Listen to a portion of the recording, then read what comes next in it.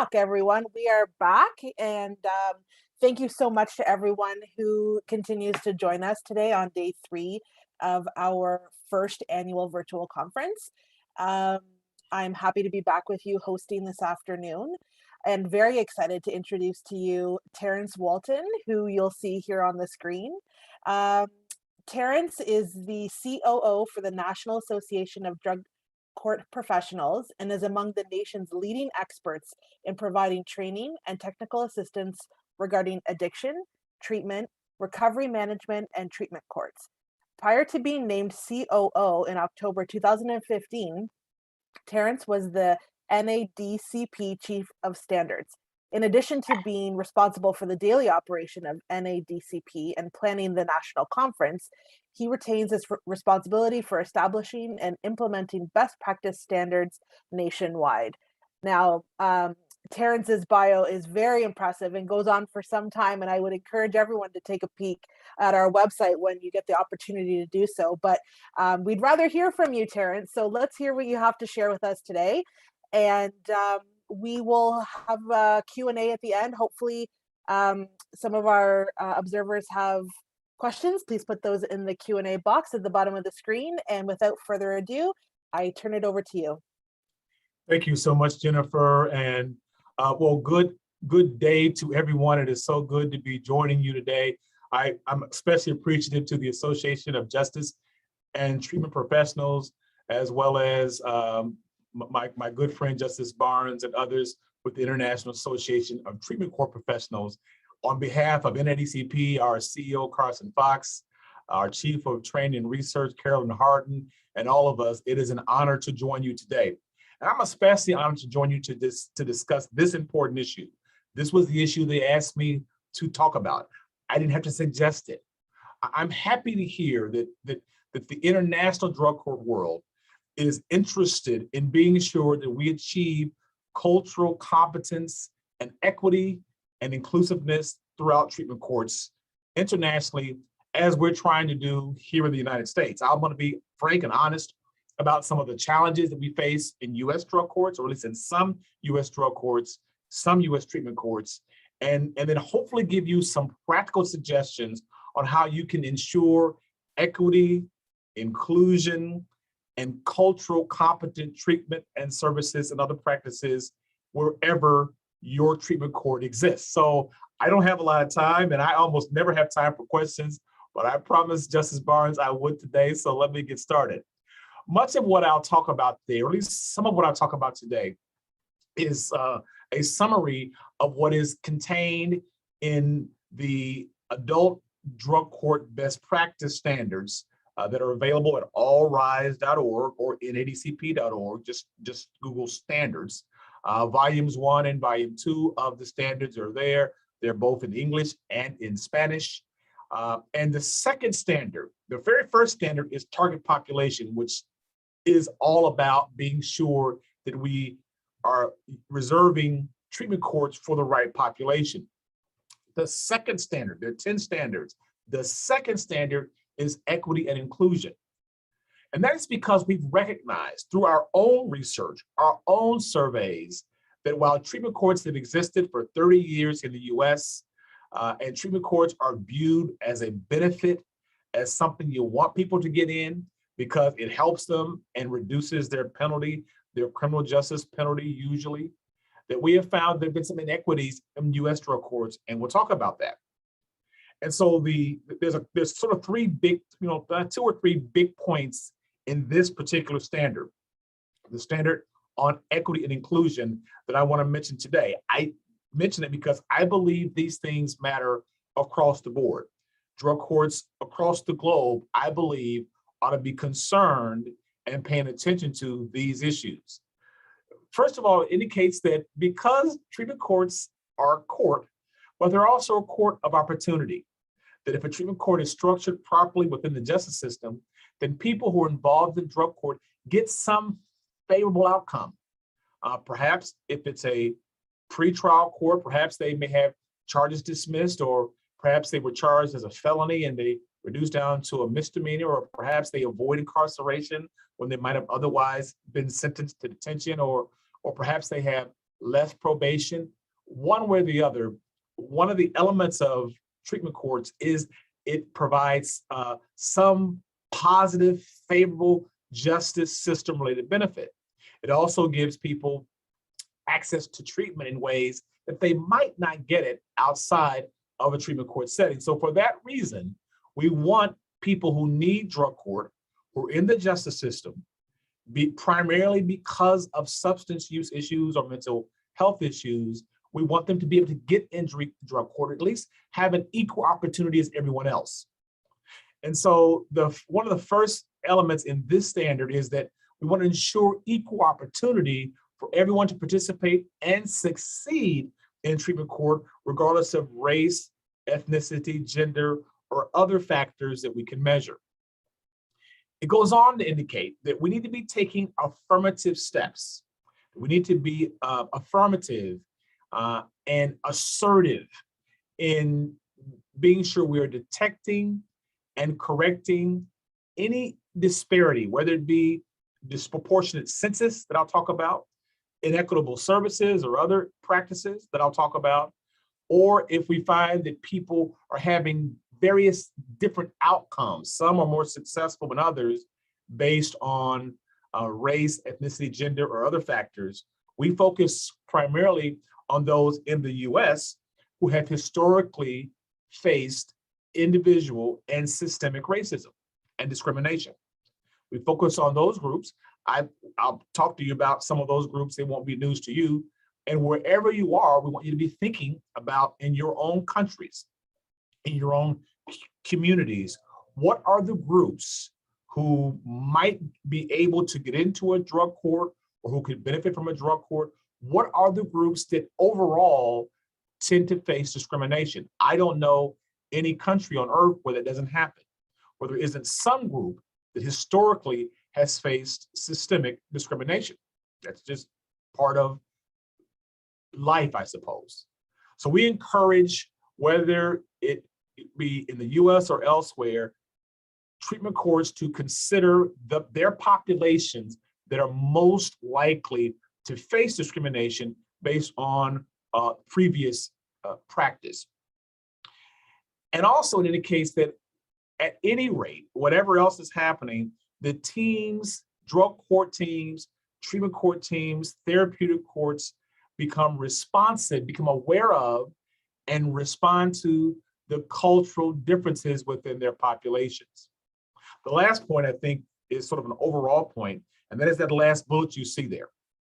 The individuals, that the judge, the coordinator, those who are really in charge of the treatment court, in charge of the therapeutic court, or any court for that matter, that these individuals in charge, and therefore the whole team, have an affirmative obligation to know that not knowing whether you have any disparities, not knowing whether there are inequities in who gets into your court or into your therapeutic court, or what happens to them when they get in treatment court, or how well they do in terms of succeeding or not succeeding. If you don't know whether there's differences, that in itself is a problem. The first step to complying with this important standard, which, folks, I consider an international standard for treatment courts, you have to know whether you have a problem or not. And we're going to offer you some very specific and practical tools so that you can know. You can't begin to address if you don't know if you have issues. So nothing on this list will be a surprise to you. These are the lists that in the US and frankly many other parts of the globe have faced historical and systemic discrimination. In the US, Native Americans, those of us like me who are descendants of enslaved people, people like me with darker complexions, women, discrimination based on sexual orientation and gender identity, discrimination based on immigration or refugee or asylum seeking status, the poor, Discrimination that sometimes impacts people who are incarcerated or who have been incarcerated, former offenders, and those who are living with addiction, especially to certain substances. This is the list we have gathered based on what we see in this country. We encourage everyone represented in this important meeting today to pay attention to your own community, your own country, and determine which are the groups that are within the pool of people who might benefit from our therapeutic court, and which of those groups, which of those populations have historically faced discrimination. And those are ones you want to focus on to be sure they're getting into your court, getting into your program, or at least have an equal opportunity to get into it. When you look at the numbers, as well as that they are doing, that the services they're receiving, the treatment they're receiving is equivalent to everyone else, and that their outcomes are similar, equitable with others. I don't have to explain much about race and ethnicity, but I'll say a little bit about it. That we understand that often when we refer to race, that's about really biological characteristics that are sort of observable by most people. We can't always know by looking at a person what their race is, but the race-based discrimination is really about what are the sort of the biological or genetic characteristics the person has that makes them who they are. Ethnicity is hard to define because ethnicity can occur in various races, and a person can be of the same race but very different ethnicities, and that's really much more about sociology than it is biology. And we encourage treatment courts to look not just about the racial makeup of their treatment court, but also the ethnic makeup of their treatment court. There's some countries where there isn't a lot of racial diversity, but there might very well be a great deal of ethnicity diversity. And as we'll talk about next, there are definitely cultural differences that may be relevant to your treatment court. Let's talk about that piece, the culture piece. There are certain states in the United States that are primarily that the bulk of the population, greater than 90% or 95% are Caucasians, white Americans. And the people that are getting arrested are primarily Caucasians and white Americans. Those who are being arrested with drug charges are primarily Caucasian and white Americans. And therefore, those who are ending up in treatment courts are primarily Caucasian and white Americans. And so the fact that their program looks very white is not necessarily a problem. And they may think, well, we don't have any diversity, but even if they don't have much racial or ethnic diversity, there is definitely cultural diversity. And you see the things there on the screen, that this is about the community that I'm a part of. It's about the values that I embrace. It's about my belief system and norms, and sometimes the way I look, the way I carry myself.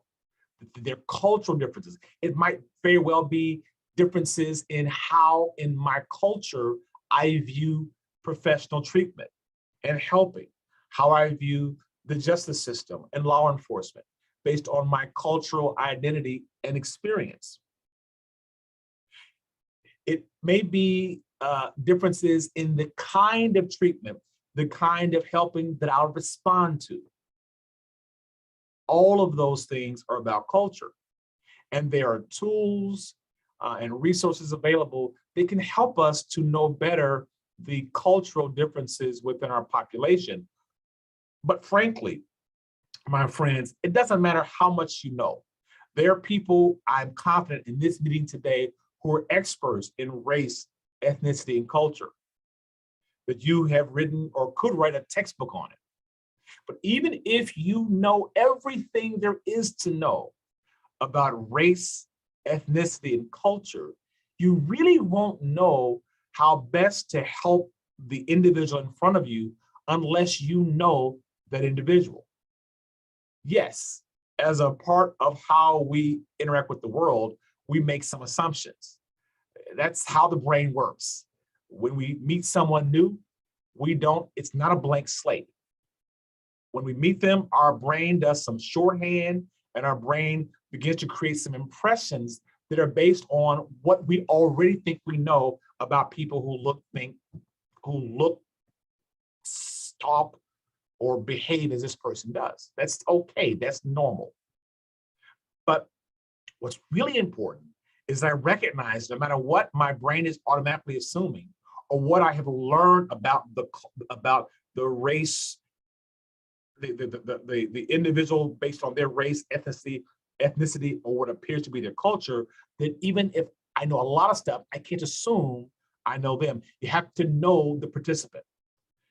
And so we encourage that early in the process, as we're beginning the process of trying to help the person acclimate and hopefully be successful in the therapeutic court, that we ask ourselves, from the perspective of the participant, what information do you need to know about me? This is the participant now. What information do you need to know about me to better understand why I do what I do and better match interventions to my needs based on my culture, values, attitudes, and behaviors?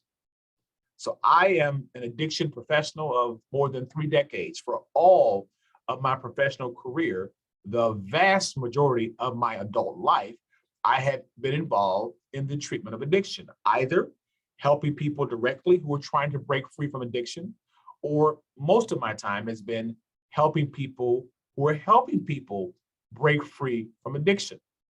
And so I understand addiction well. I know its characteristics, and I understand how addiction presents itself in a person's life.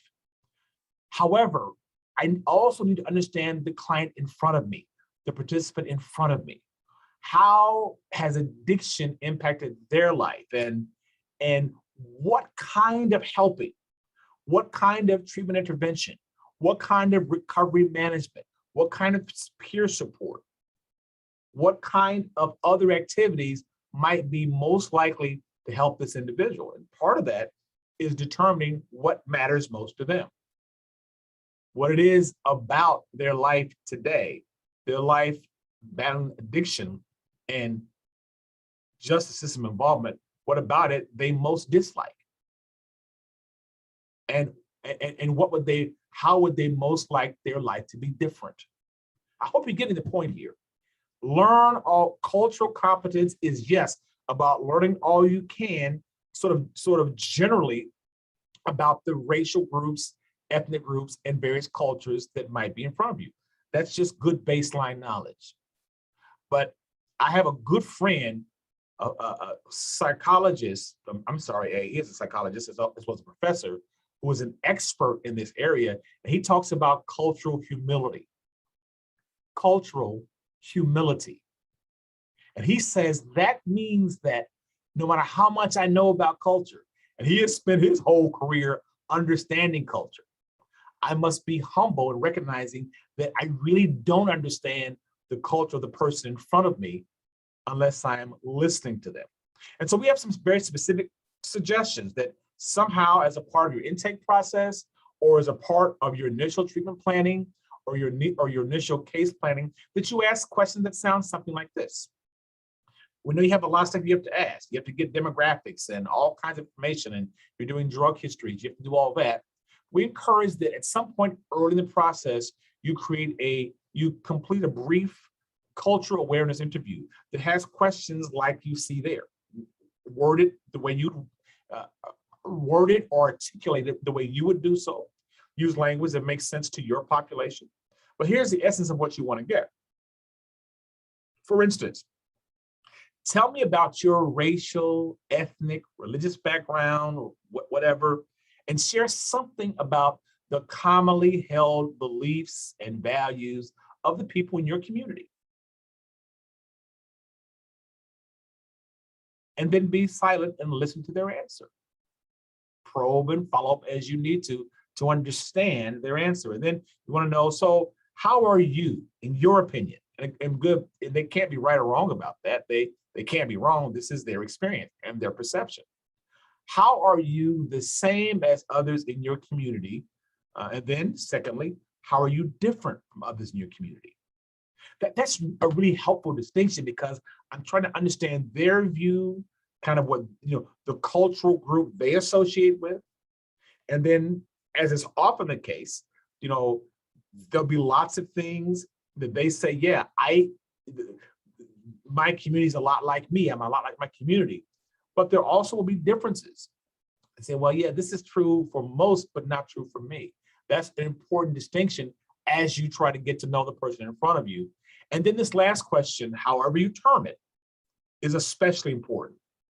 If you were placed within the drug court system, or if they're already there, now that you are here as a part of this therapeutic court, what two things would help us deliver better, effective services to you? We tested this in US treatment courts and seen this make a significant difference in teams trying to determine how best to meet the cultural needs of the people in front of them. So, what equity and inclusion problems exist in US drug courts?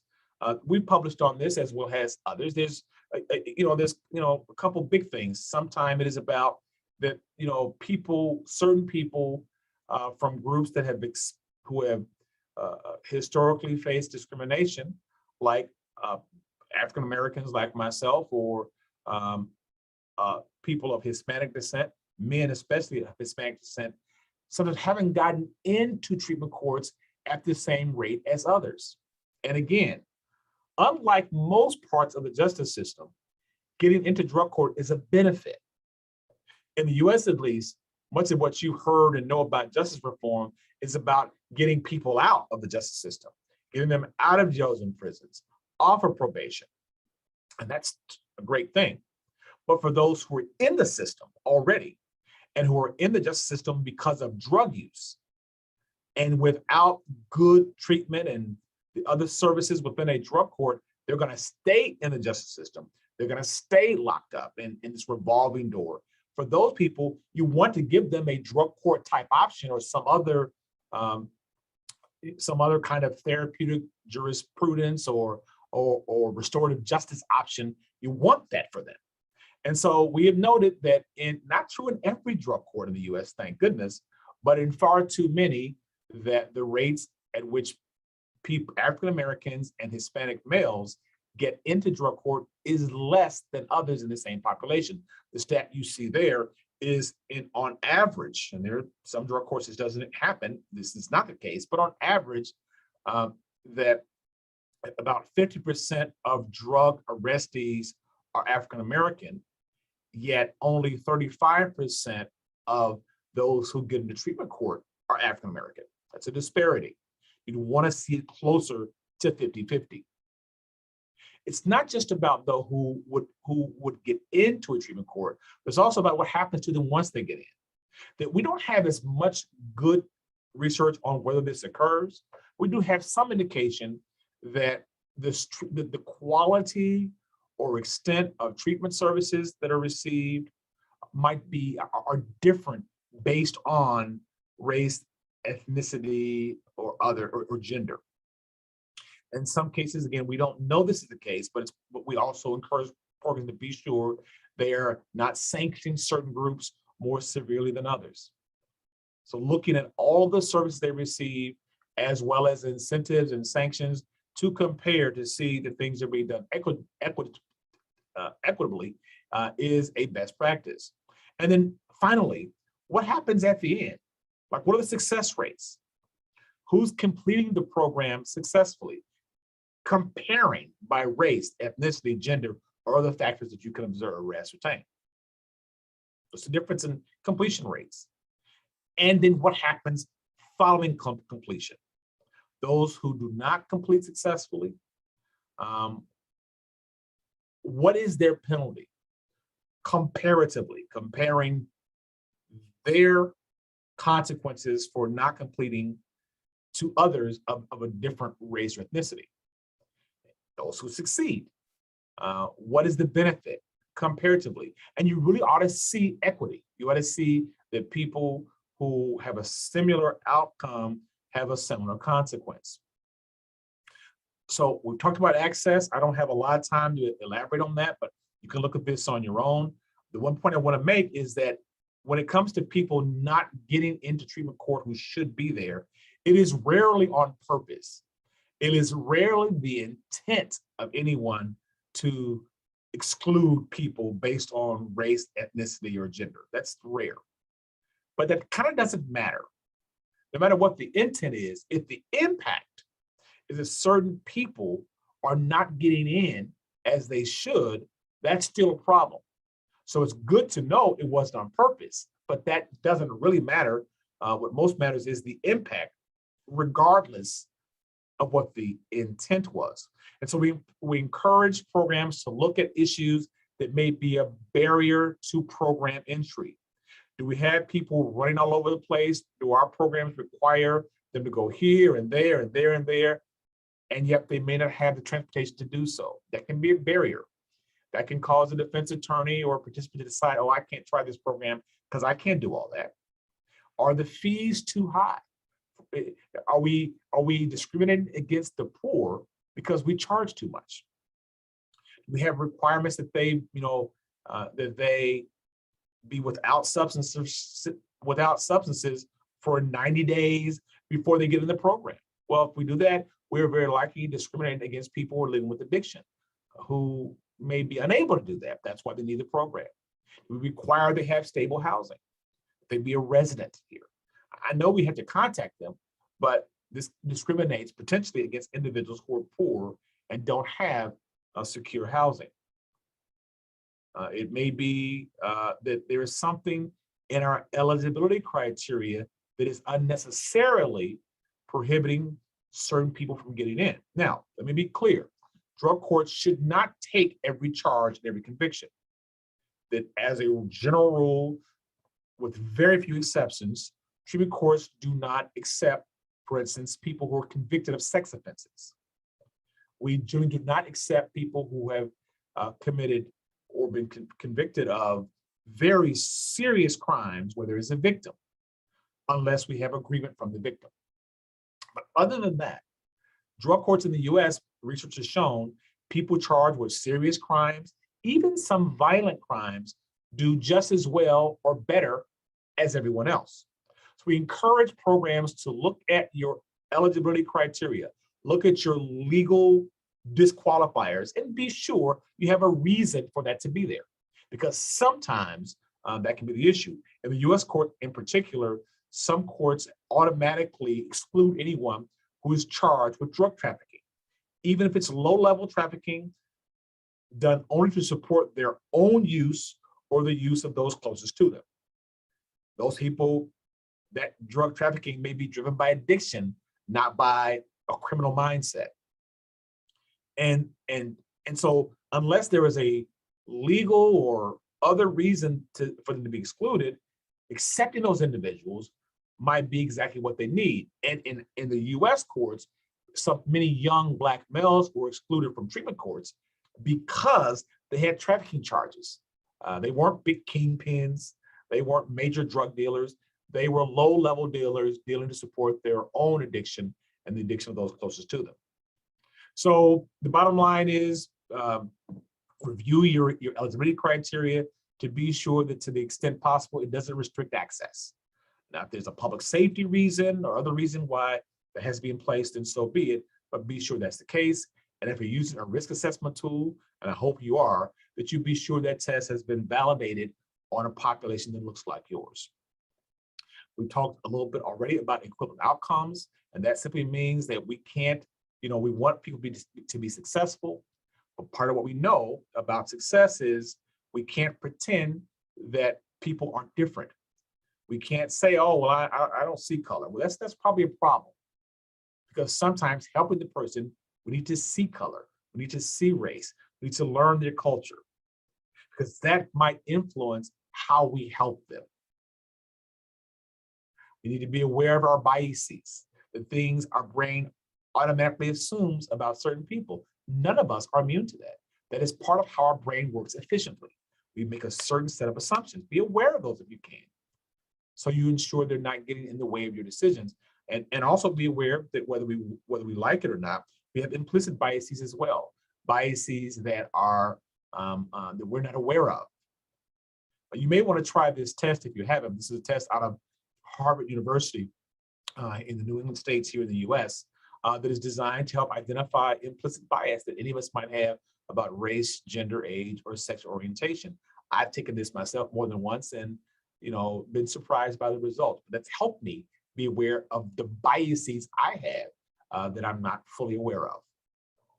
Finally, my friends, there's some things you can do. You can look at some of these slides on your own. They can help to reduce disparities in outcomes.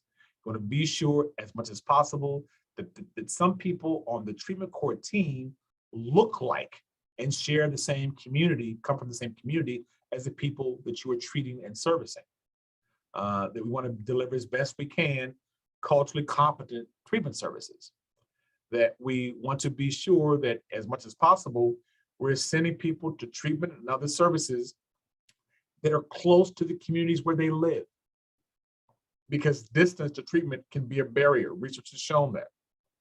If we offer services for the family, for certain cultural groups, you're not going to be able to treat them at all if you don't involve the family, including their need for childcare while they're receiving treatment.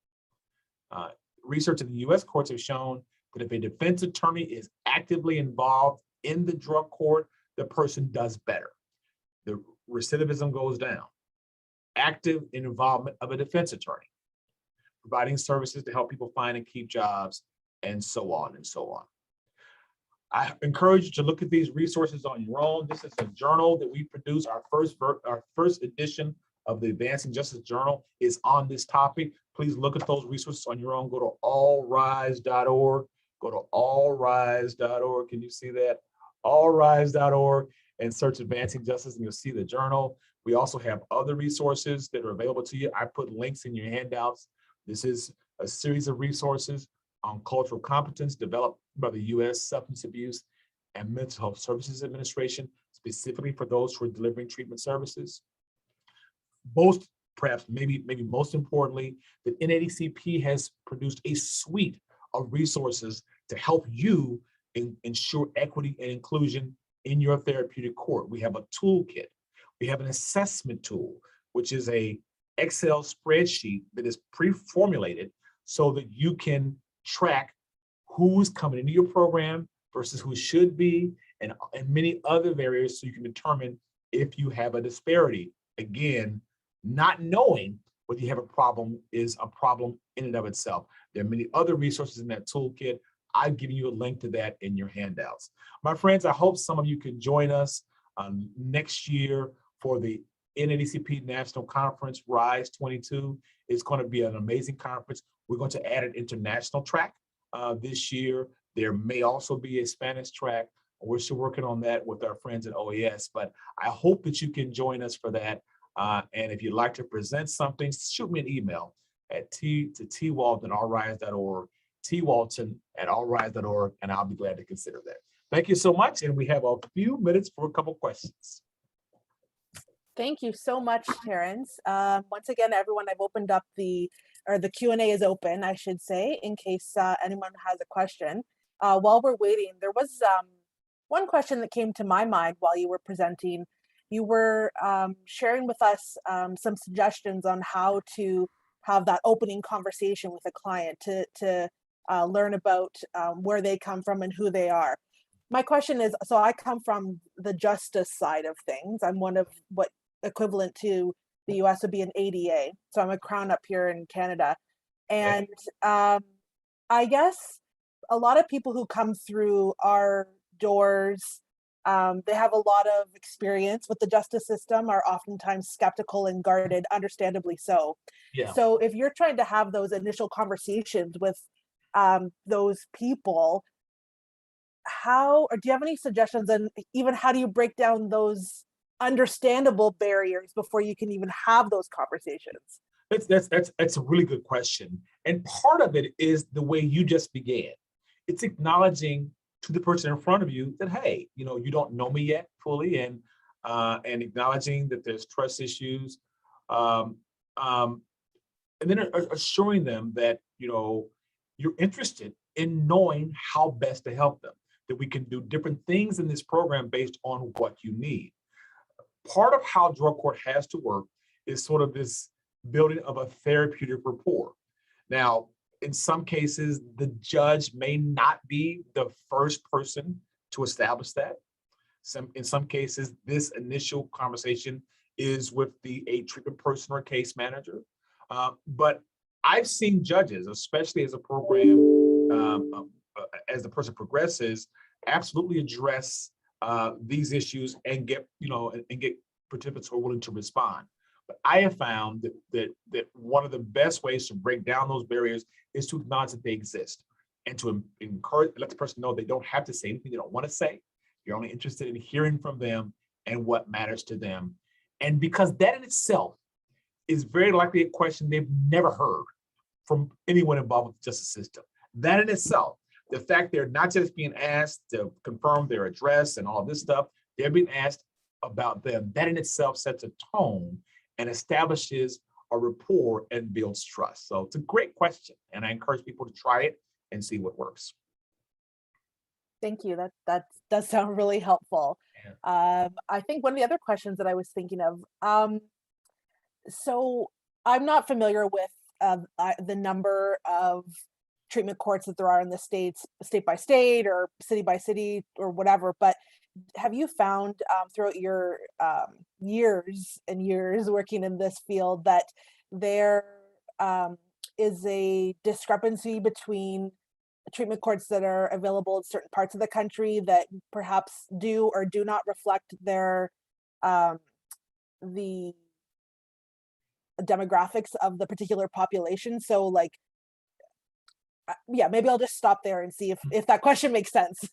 It does, and it's interesting. So it was just of that, but in some cases, what we found is somewhat surprising. I don't know how familiar some of you are with the sort of the demographics and the regional differences in the U.S.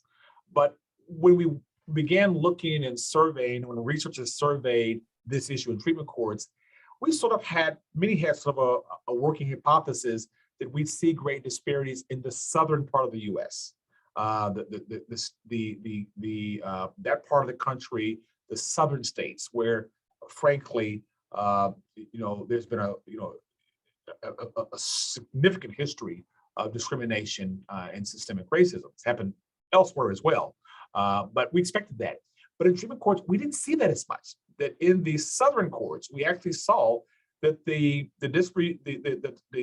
proportion of people of color who get into drug court are pretty equivalent with those who are in the justice system with drug issues. So, but in some of the other states, the larger urban areas, that's where we saw some more disparity, which was surprising to us. So yes, but probably a good, your question, Jennifer, allows me to point out something which is really important. And that is that one of the reasons why we encourage programs to gather your data.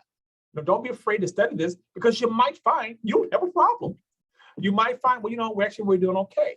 And the good thing about relying on data as much as you can get it is you don't have to get into the discussions about, well, whether we think systemically racism still happens and whether broadly this is all still true. We're talking about your program and your community. And we have found in the US courts, teams that were initially uncomfortable with this discussion, when the focus is, we're going to help you look at your data, and then you draw conclusions based on that. It is really overcome barriers and opened up minds to making changes. So I'm so interested in seeing much more international research on this. I'd love to know more about the disparities that exist internationally, so we can work with the partners who are part of this conference and others to try and address those. Jennifer, can I ask a quick question? I know we don't have time. Yeah. Okay. So this is my question. Let's assume I'm a gatekeeper. I'm the guy who is making decisions of people going to my program. I don't have a racist bone in my body. Let's assume I have an open mind. I'm open to all people. Is it possible that some of the criteria I may be using may be unknowingly, to me, affecting people differently? Because in my mind, I think it's the same criteria affecting everybody else.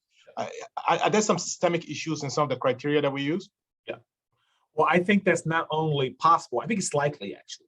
that based on our experience in US courts, we found that looking at eligibility criteria and other requirements, that alone sometimes is the source of the disparities. Not intended that way, but certain criteria have a harsher impact on some than others.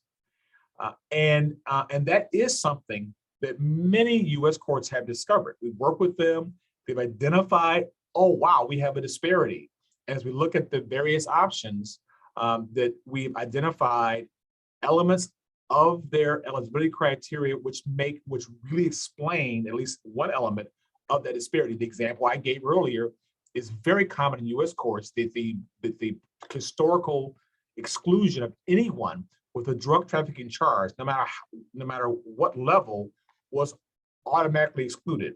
That prevented many young people of color in my city, Washington, D.C., and Philadelphia and New York from getting into drug courts until we began to change that. So that's a good reason why, yes, we can explore our biases, that matters too, but start by looking at your criteria and your data and let that guide you. Excellent question. Thank you for asking it. Well, thank you so very much. That was really helpful, eye-opening, informative, and we really appreciate your time and your expertise in this field. It's been a pleasure listening to you and meeting you, and I'm sure and I hope that our paths will cross again sometime. Well, I hope so. Invite me and I'll come back. We'll see you soon. And I hope I'll see some of you in Nashville in July. See you guys. Take care. Be well.